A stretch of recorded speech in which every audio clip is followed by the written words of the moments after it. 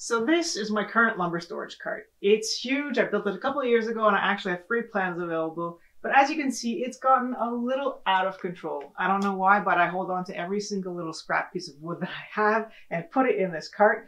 But it's just taking too much room up. So today I'm going to build a more compact version of this. I'll also have plans available. So let's get to it.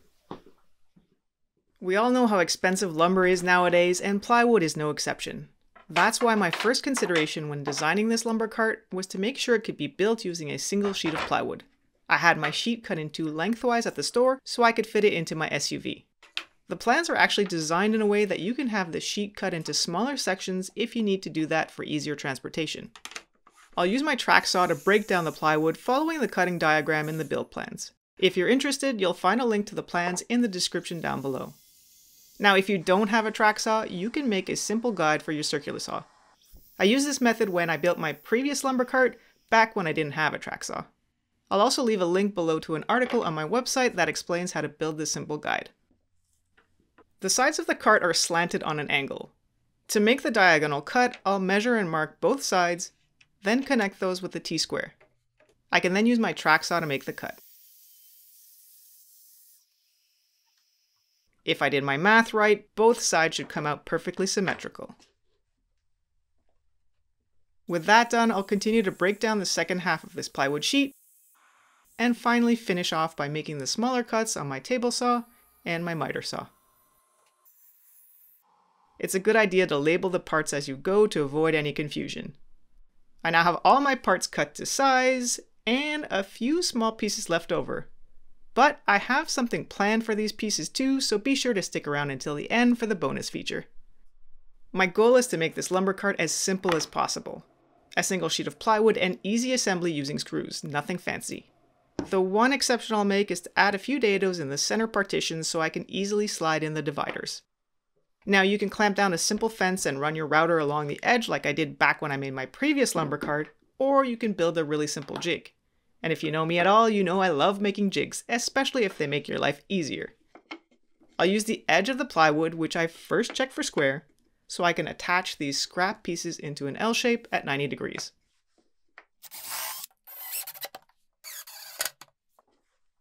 I'll check again for square, and make a matching pair. To make the dados, I'll use an undersized plywood bit and set the depth using this height setting gauge.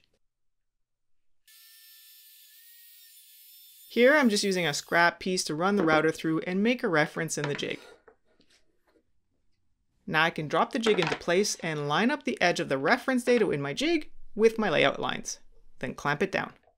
I'll then drop in the router and make sure the spacing is right, then clamp down the opposite side. A small but useful tip is to make sure you're running the router with the ejection port facing back. It's a lot messier, but it'll prevent clog-ups with the chips ejecting to the back instead of in front of the router. I had my router facing the other way at first, and it would get stuck before I even reached the end because of all the chips and dust getting in the way. Again, I'm using an undersized plywood bit for this. You can also use a 3/4 inch straight bit instead, but it might be a bit too big given that plywood is always slightly less than 3/4 inch thick. That's why they make these specialty bits, and I'll leave a link below if you want to check it out. At this point, I always worry that I messed something up, but I'm glad to see that all the dados line up perfectly. That means it's time for assembly. As I mentioned, I'm keeping assembly simple using nothing but screws.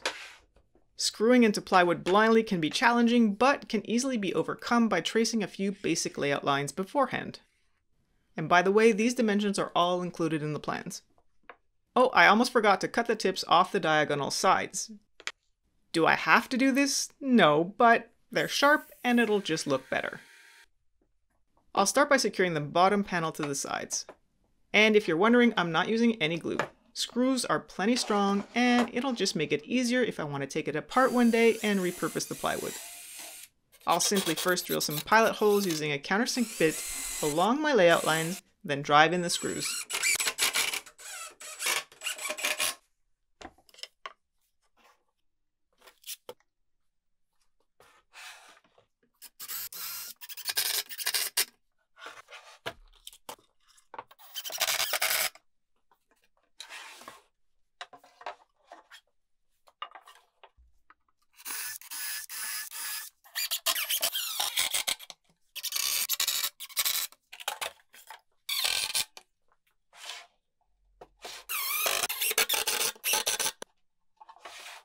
Here the panel wouldn't fit, so I just loosened the screws on each side to give it a little wiggle room.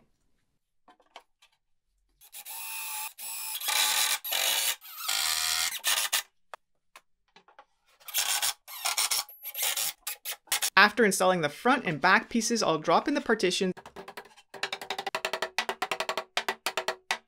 and use a scrap piece of MDF that I had in my lumber cart as a spacer to accurately position the middle panels.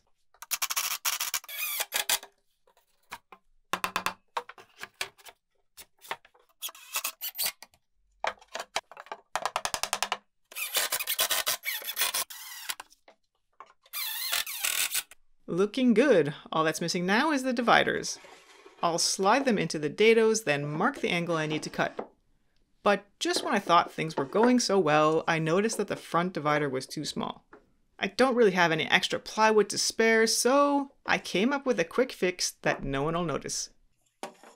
I set my table saw fence to match the thickness of the plywood, then ripped a thin strip of poplar that I picked out of my old lumber cart. I'll apply a little glue, then secure the strip to the edge with some blue tape. Once dry, I can trim the ends and sand it nice and flush.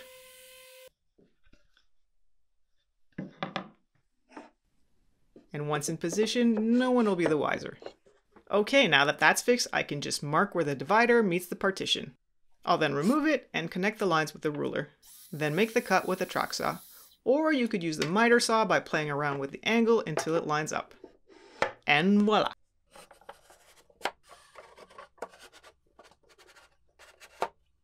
Like everything else in my shop, I want this cart to be mobile.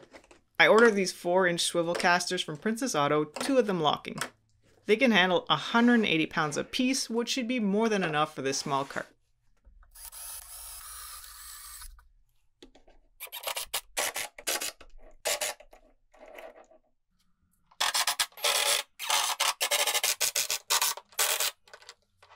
Given the compact size of this cart, you'd be surprised how heavy it is. When you think of it, it's a full sheet of plywood despite its small size, so not as light as I was expecting at this particular moment. Yeah, I got this.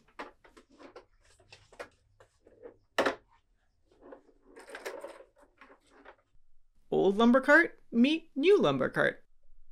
You can't really tell from this angle, but the new cart is less than half the size of my old one. It's only 2 feet deep by 28 inches wide. But nevertheless, don't worry, it can hold plenty of lumber. I always find myself keeping these tiny little scraps, and they always seem to come in handy. You can use plastic bins in the bottom cubbies like I am, or just use the vertical storage as is.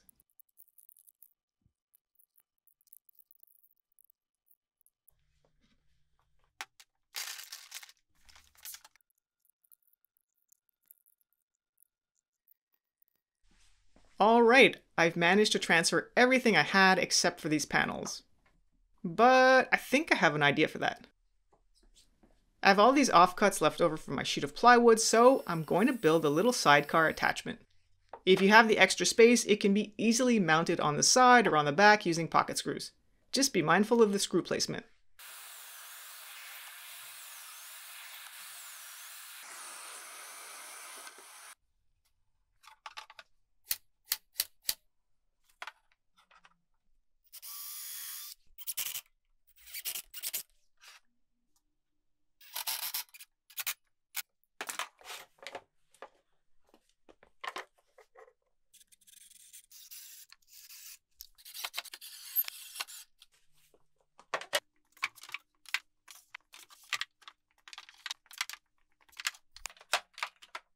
It's time to say goodbye to the old lumber cart.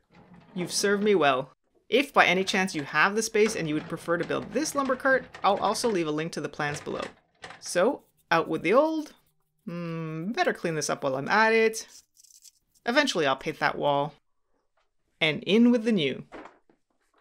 Don't forget I have plans available for this compact lumber cart, including the add-on side cart.